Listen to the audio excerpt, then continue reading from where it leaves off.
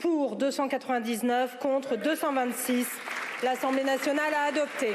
Après plus d'une semaine de discussion dans un hémicycle apaisé, les députés ont majoritairement voté pour la possibilité de s'administrer une dose létale pour mettre fin à ces souffrances. En Bretagne, comme partout en France, les députés n'avaient pas reçu de consigne de vote. Dans notre région, 3/4 des députés ont voté pour. Ils sont seulement 6 à avoir voté contre. Corentin Le Fur dans les Côtes-d'Armor, Liliana Tanguy dans le Finistère, Michel Criot et Jimmy Pahin dans le Morbihan. Enfin, en Ille-et-Vilaine, Jean-Luc Bourgeot et Thierry Benoît, le député de Fougères, rappelaient combien la question était sensible.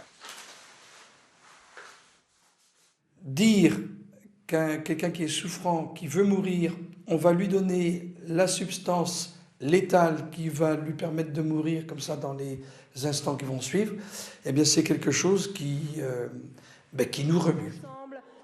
Parmi les partisans de cette réforme, le député des Côtes-d'Armor, Éric Bothorel, rappelait que la loi nouvelle permettait à chacun de disposer de sa vie. Il s'agit d'une nouvelle liberté individuelle, strictement individuelle. C'est votre vie, votre choix, votre responsabilité, votre seule responsabilité.